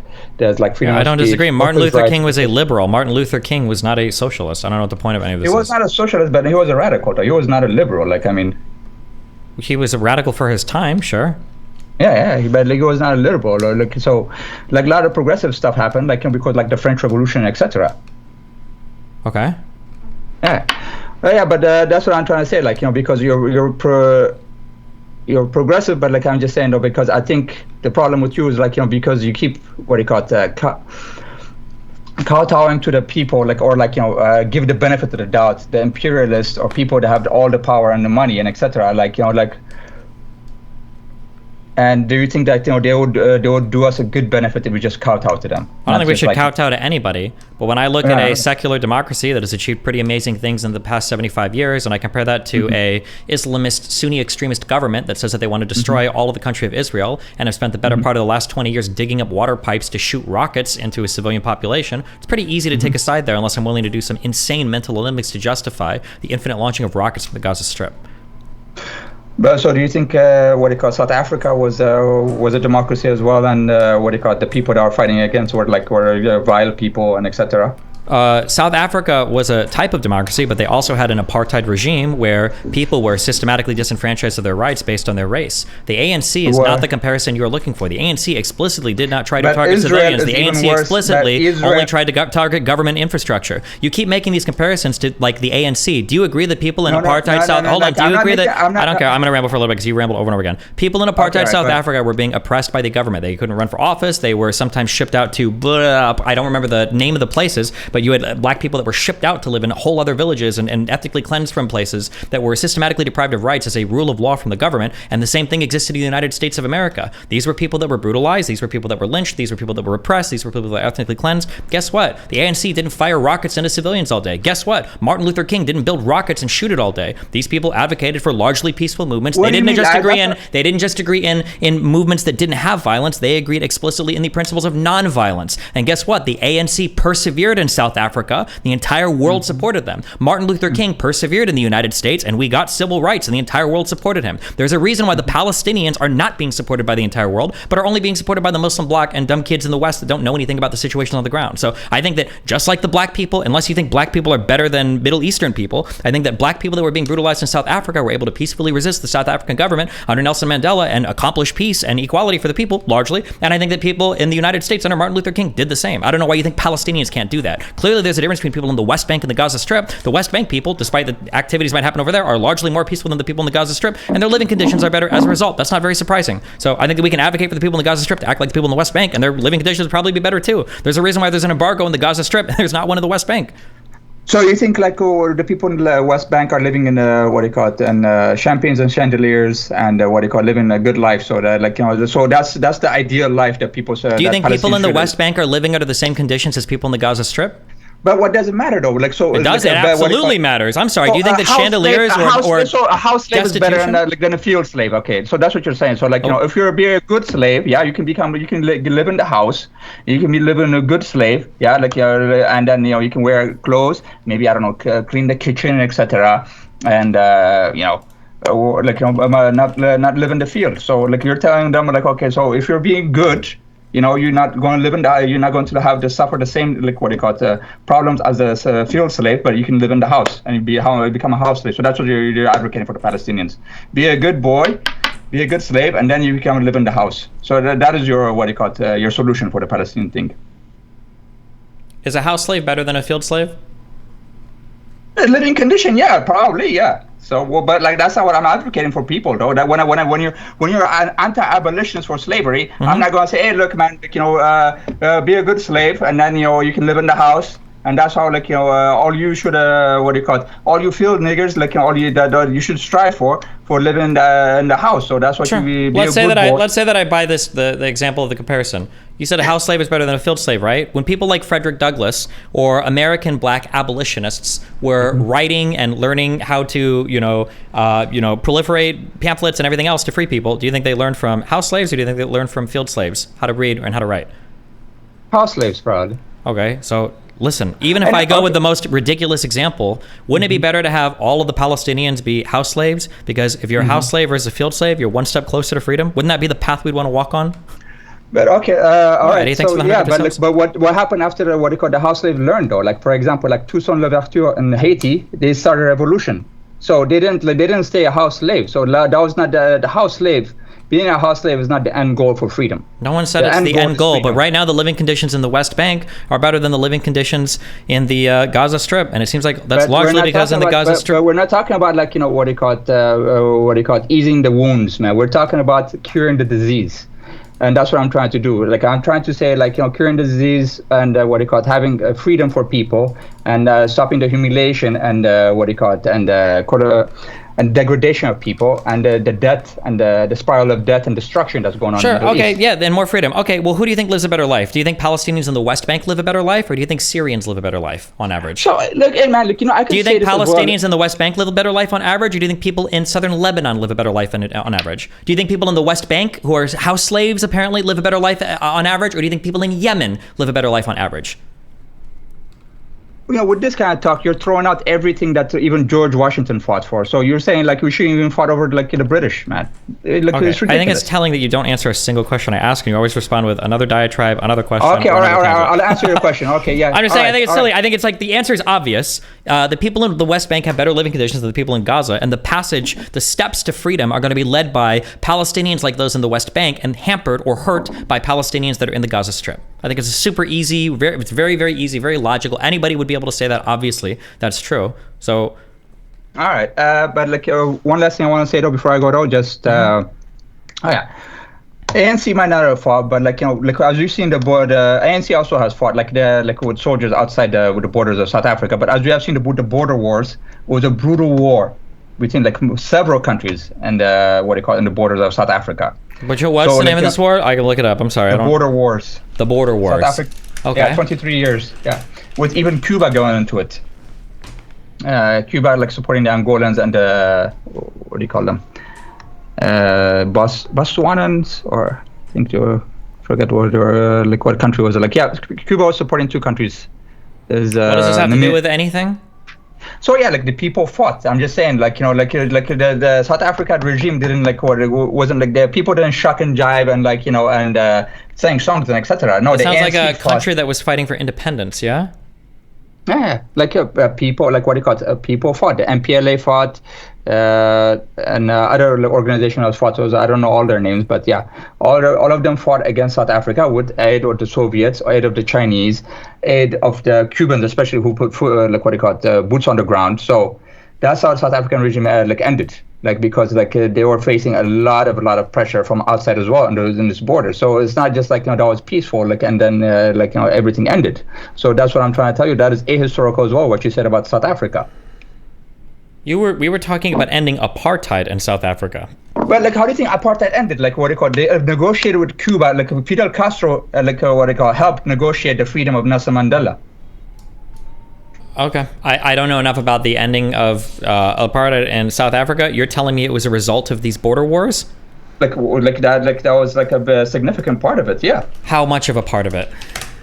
I mean, I don't know. Like, if you spent 23 years fighting like your neighbors and like expanding, and then the Cubans come, and then you're like you have one of the biggest, largest wars since World War II in Africa, and Cristo Carnaval and etc. Like like a lot of bloodshed going on, and then like a lot of manpower, like and then what do you call the West abandons you. Yeah, that has a lot of things about it. Yeah. Okay, a lot of different things happening. Okay. Yeah. All right. Well, anything else? Oh, that's it, man.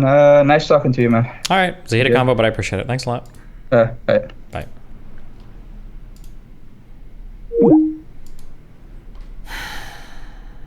Jesus Christ. What a thing.